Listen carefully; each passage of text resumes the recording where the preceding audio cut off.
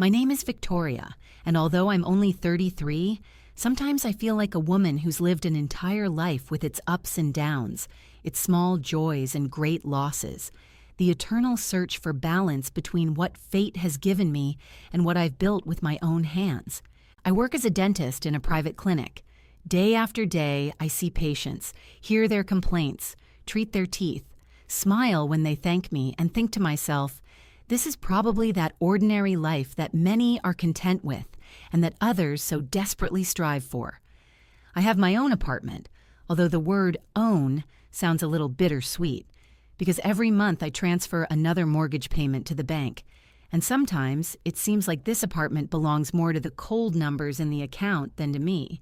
But still, I have a roof over my head, a decent job, and a steady routine, and that's probably where I can begin the story of how it all came together.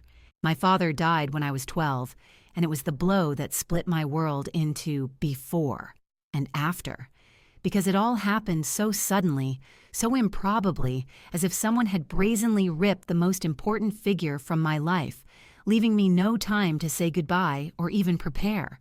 He suffered a heart attack right at home, and I still remember my mother's screams, the smell of medicine, and the feeling of emptiness when the doctor merely shook his head. My mother was devastated. I watched her wake up every morning in our empty kitchen and pretend to brew coffee out of habit, not for the taste. But life, strangely enough, always demands continuation. And 2 years later, when I was 14, she married a man named Robert. Robert had a daughter from his first marriage, a girl named Emma, who was 9 years old at the time. When she and my mother married and came to live with us in a house that still smelled of my father's belongings and where every wall held his presence, I felt scared and strange accepting these new people into my space. But I decided not to play the victim and to try to build a relationship with them, because I knew that otherwise living together would become unbearable. Emma turned out to be a very lively and rather funny child.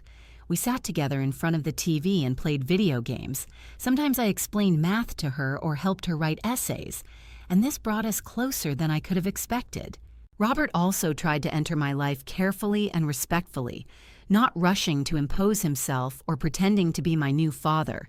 He came to my school concerts, clapped louder than everyone else, smiled his slightly shy, smiling face.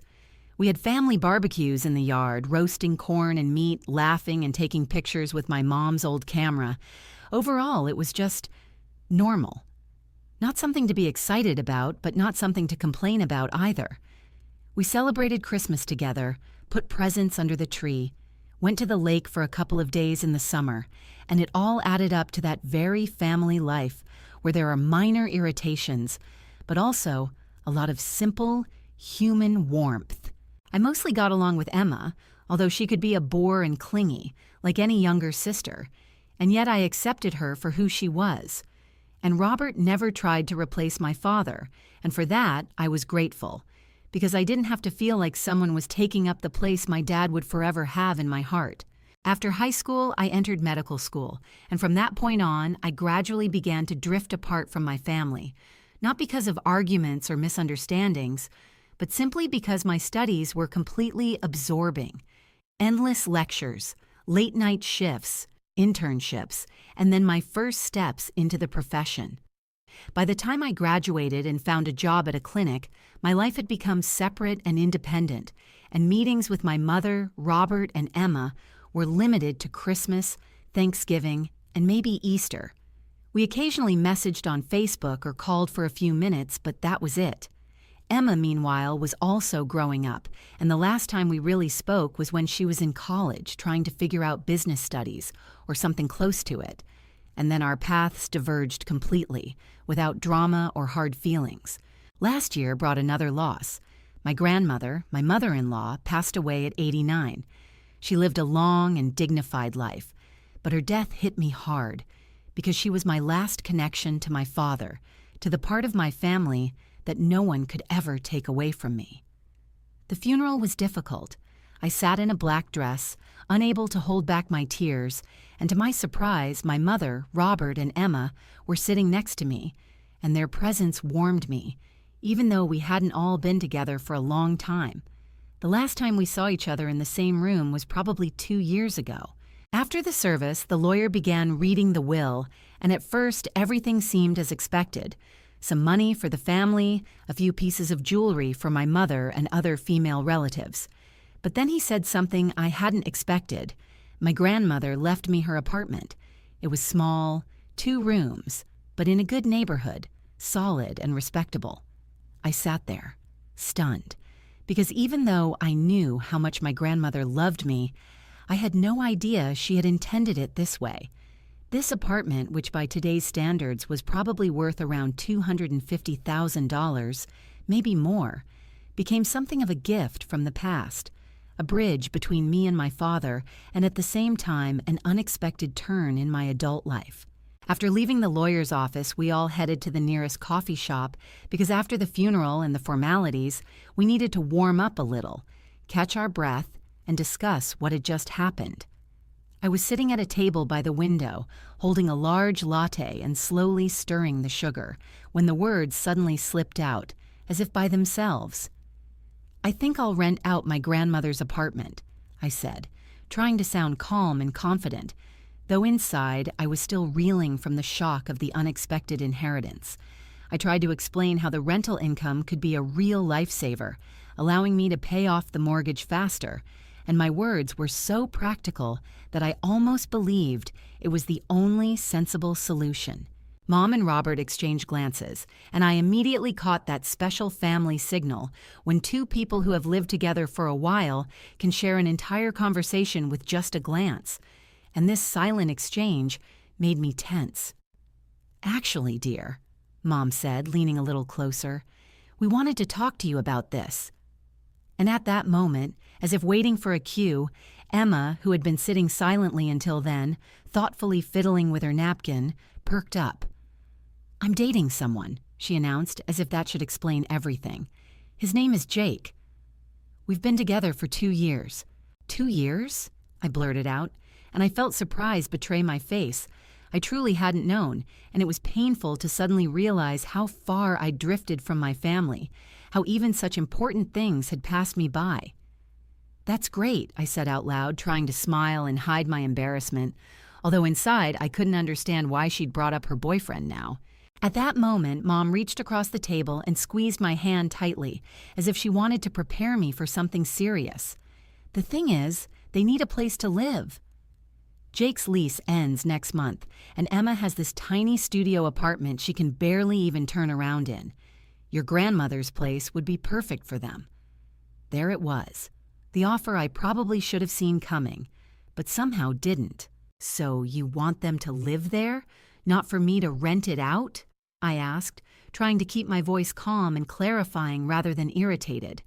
"Just temporarily," Emma interrupted quickly, her eyes shining with hope. "We just want to get a little stronger, save up some money, and then we'll think about our own place." I looked at them all, at Mom with her persistently soft smile, at Robert nodding in support, at Emma with her shining eyes, and suddenly I felt a strong sense that this was my family, albeit a patchwork one, and that to refuse would be to betray their hopes. I actually did have my own place, and I wasn't planning on moving into my grandmother's apartment. "I think that could work," I said slowly, as if tasting the words. "How long are we talking about?" Robert jumped in. "They could pay the utilities, take care of the repairs, and keep things tidy." I sighed and nodded. "Fine. Let them live there, but only for a year, and all the utilities, all the upkeep, is entirely your responsibility." Emma gasped with joy, almost jumping out of her chair. "Thank you so much, Victoria. Well, you're simply the best." Mom squeezed my hand even tighter and quietly said, "You have no idea how much this means to all of us." I smiled and nodded, but inside I was already starting to worry. How long would it take to pay off the mortgage without the extra income from rent? But I told myself that family comes first. That's what Dad would do, and it made me feel a little better.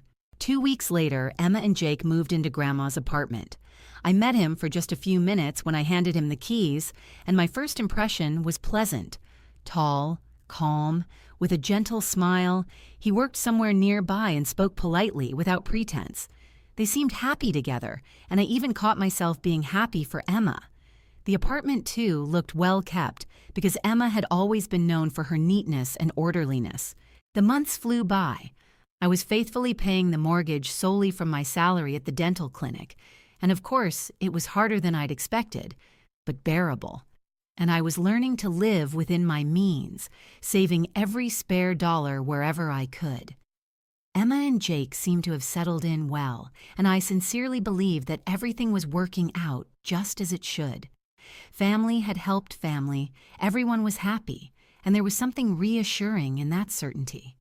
A year passed, and I honestly almost forgot that this was originally a temporary arrangement. My life was busy. Patients, surgeries, constant fatigue, trying to find time for myself. Sometimes I thought about how nice it would be to have that extra income from rent, but I tried not to dwell on it. Emma would text me from time to time. A faucet was leaking, a light bulb needed replacing, and each time I was reassured by the knowledge that Jake knew how to fix most things himself. They kept the apartment in good order, always paid the bills on time, and I had no reason to worry. Everything seemed like life was back on track. I was beginning to realize that this arrangement, despite my doubts, was actually working. After all, even though I was losing the rental income, I knew the apartment was under the care of family, not strangers who might treat it half-heartedly. Emma sounded genuinely grateful every time we spoke, and I felt almost at peace with the decision, as if I'd entrusted my grandmother's home to safe hands. And then, on a perfectly ordinary Tuesday in March, as I stood at the stove stirring a thick pasta sauce, the phone in my pocket vibrated, and my mother's name lit up the screen. "Hi, Mom," I said, picking it up. "Hi, honey." Her voice was soft and especially gentle. "We were wondering if you'd like to stop by for dinner on Saturday around 6 o'clock. I smiled. "Sure, that sounds nice. Should I bring anything?" "Just myself, and you know how Robert loves Miller's apple pie." I laughed. "Okay, I'll pick one up on the way." On Saturday, I actually stopped by Miller's Bakery, where the sweet aroma of cinnamon and vanilla was so overwhelming that I wanted to buy everything at once. But I gritted my teeth, grabbed one large pie, and headed to my mom's house. As I pulled up, I noticed more cars than usual in the driveway. Emma's old Honda, Jake's pickup, and another car I'd never seen before. Something inside me fluttered, a premonition that dinner wouldn't be so ordinary. Robert opened the door, beaming his wide smile, and led me into the dining room, where Mom, Emma, and Jake were sitting at the table, along with an older couple I'd never met before. "These are my parents, Dave and Linda." Jake introduced them, and I set the pie down on the table and sank into an empty chair. It felt a little strange to be surrounded by strangers at a family dinner I'd imagined would be more intimate, but I decided not to make a big deal out of it. The conversation began as usual. Robert told his usual dad jokes that made everyone roll their eyes but still laugh, and I shared a couple of funny stories from my practice where patients came in with completely unbelievable dental cases. The laughter lightened the atmosphere, and I was already feeling quite relaxed when I noticed Mom and Robert exchange that look I knew all too well, the same one they'd exchanged in the coffee shop after Grandma's funeral. "Actually," Mom began, carefully placing her fork on her plate, "we had a reason for inviting you today." I pricked up my ears, raising an eyebrow. "For all of you, then?" Emma leaned forward sharply, her eyes sparkling.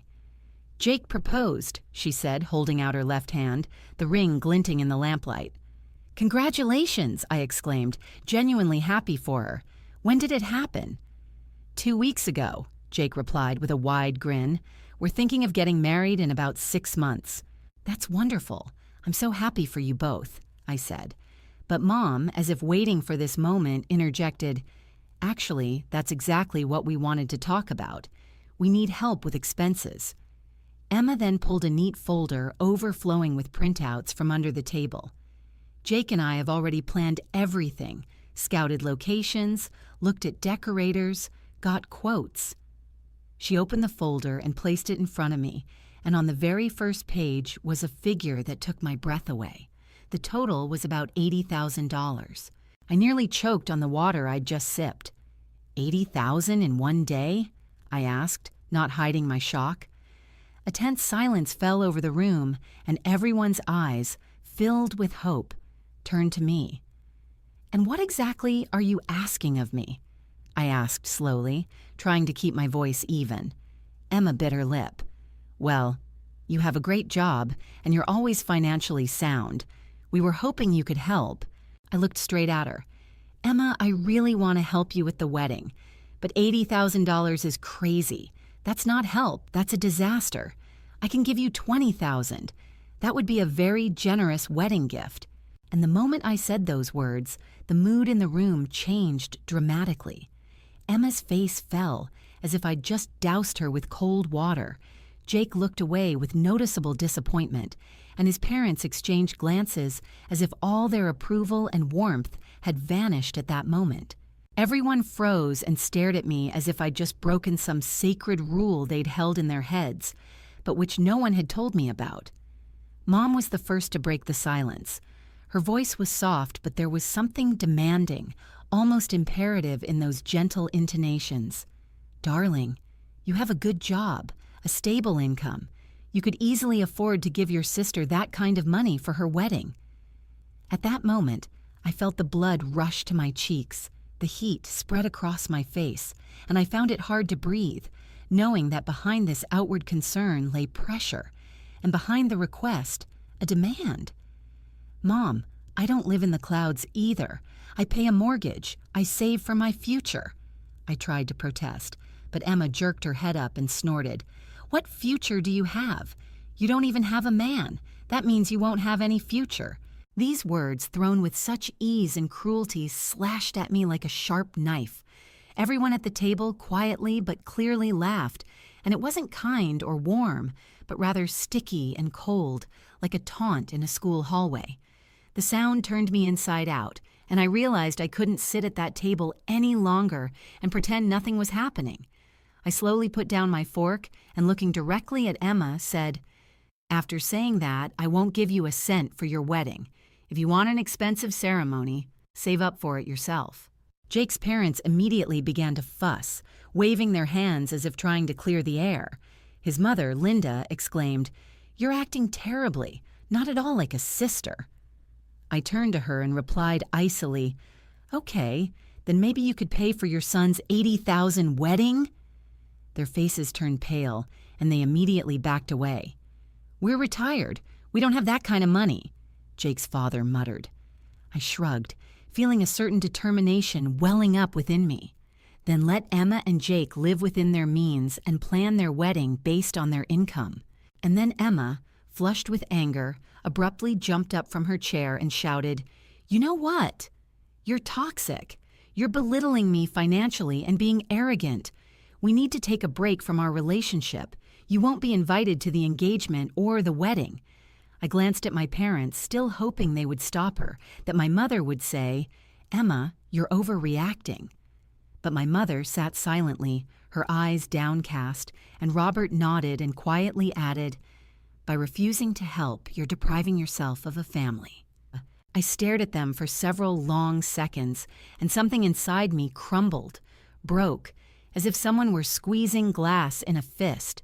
Then I nodded slowly and said, "I understand perfectly and accept your decision." I rose from the table, grabbed my purse, and trying to stand up straight, said, "Thank you for dinner." I walked out the door, and not a single person, not my mother, not my sister, not even Robert, called me back, tried to stop me or take back their words.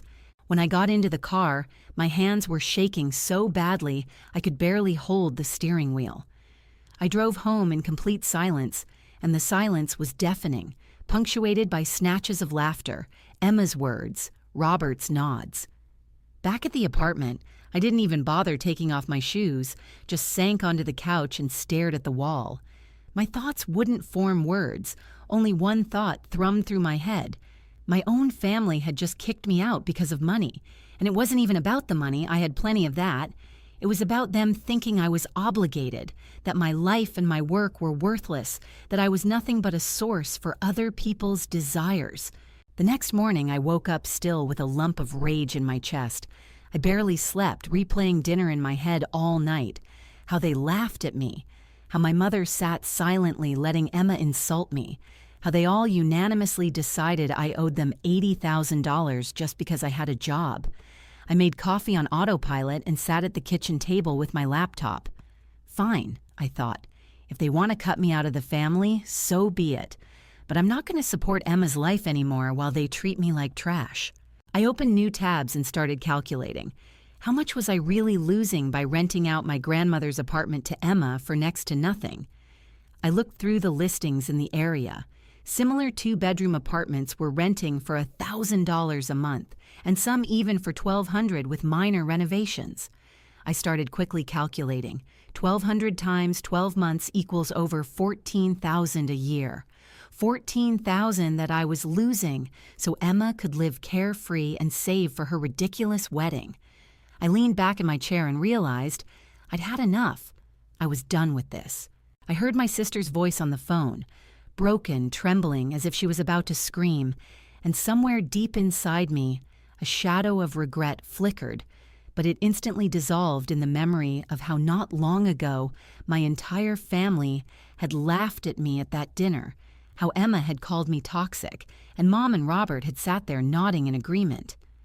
I can, and that's exactly what I'm doing, I replied in a cool, calm voice, trying to keep every note from wavering. You and Jake have exactly 30 days to pack your things and move out. It's official. You've received notice, and everything is legal. Emma screamed so loudly that I involuntarily pulled the phone away from my ear. You have no right, she screamed. But you promised. This is Grandma's apartment. It belongs to the whole family, not just you. I took a deep breath and said slowly, the apartment is mine, according to the will. Only mine. And I was the one who let you live there. I believed you about it being temporary, but a year has turned into a trap. And now I'm putting an end to it. It's official, and you know it. There was silence on the other end, heavy and echoing, and I could almost hear Emma trying to hold back her tears. But instead, she flared up again. You're ruining my life. Do you want us to end up on the street? Do you want me to skip my wedding? I laughed softly, but there was no joy in it, only weariness. No, Emma, I just want you to start living within your means. You're a grown woman.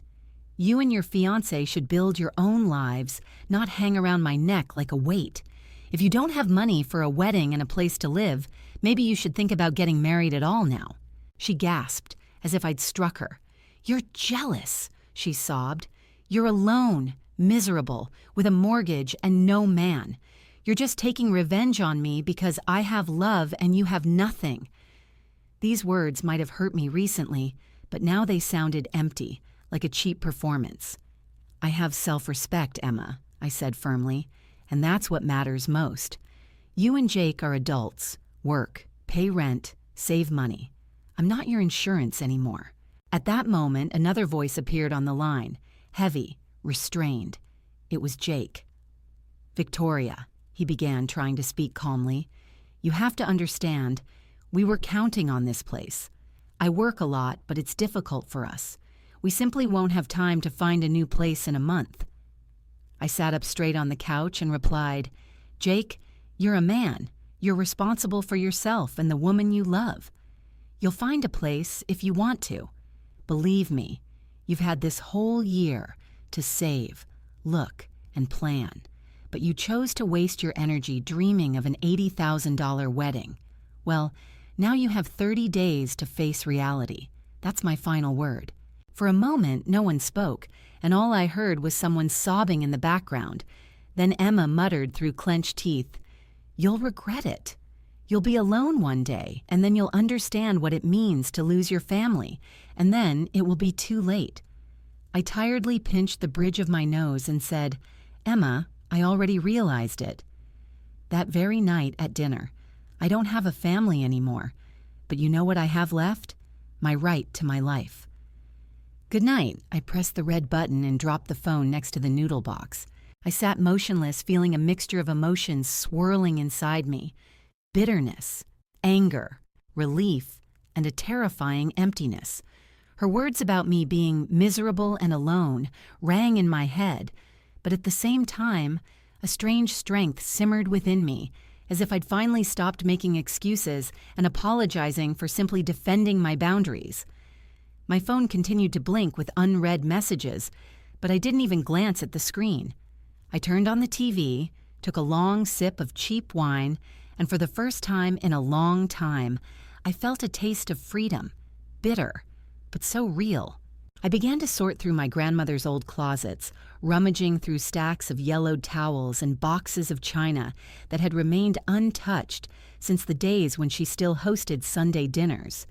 Frankly, every single thing resonated with a quiet pain, but at the same time, I felt a sense of liberation, as if I was shaking out not only old junk from the apartment, but also the sticky weight that this whole family situation had heaped upon me. I tidied up the kitchen, repainted the walls a light, almost milky color to make the room feel larger and fresher, hired workers to replace the old flooring and freshen up the bathroom, and while they hammered and carried tiles, I sat on the windowsill with a cup of coffee and thought about how, for the first time in years, I was doing something purely for myself, not to please Mom, Robert, or Emma. Every morning, I crossed off the days on the calendar, counting down the days until the apartment was finally vacant. And although I was a little nervous inside, what if they started a scene, refused to move out, or Jake decided to play the hero and throw himself into the fray? The days passed surprisingly quietly, as if everyone had given in and accepted the inevitable. Sometimes I caught myself listening to the phone, expecting my mother to call at any moment, trying to persuade me to change my mind in her soft, almost plaintive tone. But the phone was silent, and that silence was louder than any words. By the end of the third week, I had already posted my apartment for rent on several websites, met with 3 potential tenants, and for the first time in my life, I felt empowered to manage my property and my life. Not as a little girl awaiting adult approval, but as a grown woman making my own decisions. I remember the last visit particularly well. A young couple, a doctor and a nurse, holding hands, talking about their work, and respect in their eyes as I showed them the kitchen and the renovated bedroom. I caught myself smiling genuinely, without strain, and thinking, yes, these are the kind of people I want to entrust this house to. That evening, returning home after a meeting, I paused by my apartment window, looked out at the city lights stretching to the horizon, and felt the deep, heavy weariness that had been building within me all this time finally begin to lift. I knew there would still be many difficult conversations and perhaps unpleasant encounters with my family ahead, but now, in that moment for the first time in a long time, I felt peace and a quiet confidence that I would succeed. About 3 months later, one quiet evening, I settled on the couch with a cup of tea and, mechanically scrolling through my Facebook feed, suddenly came across photos from Emma's wedding, and my heart sank. Even though I knew it would appear sooner or later, it still felt strange to see it all on the screen, as if the past had knocked on my door again. I enlarged the photos and examined every detail. The ceremony itself was modest, without the elaborate arches, expensive designer flowers, or the grandeur Emma had dreamed of when she demanded $80,000 from me. The wedding was modest.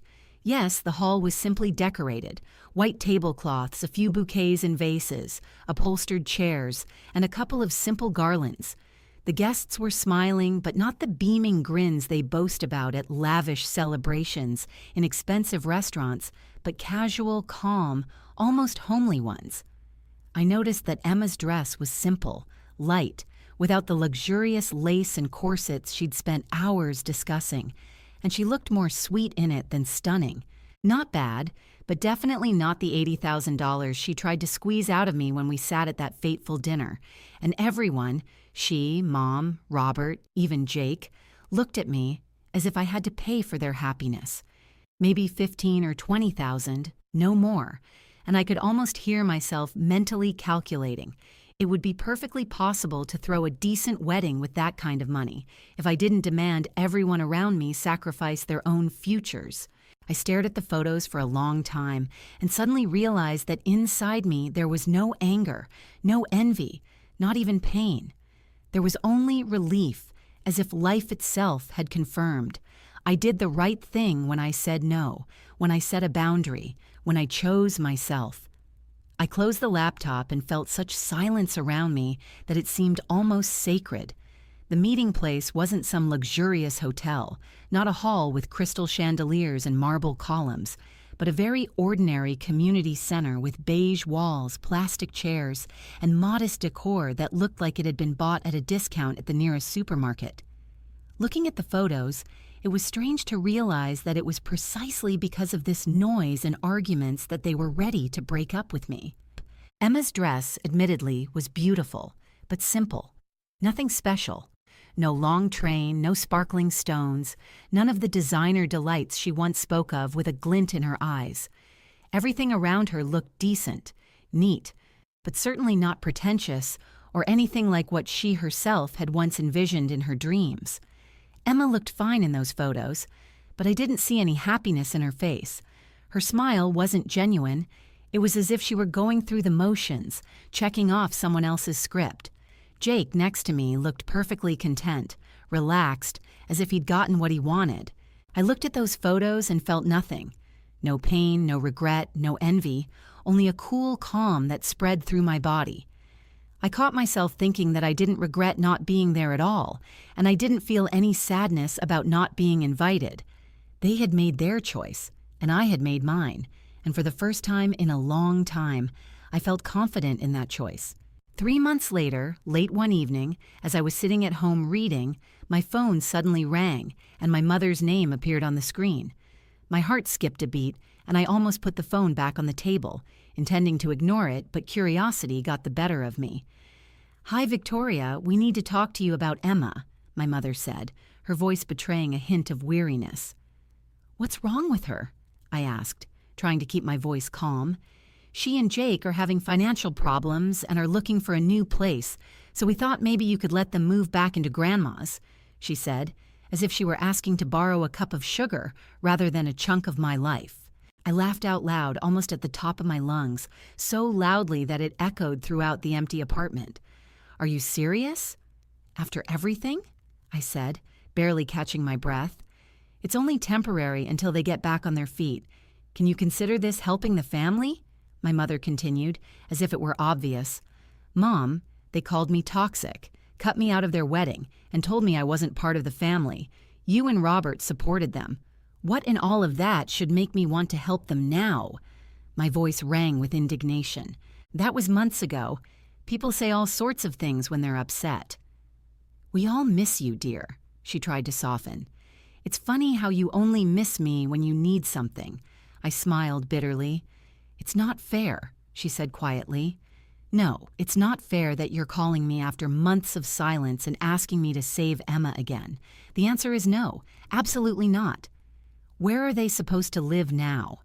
Her voice rang out desperately. "I don't know, and I don't want to know."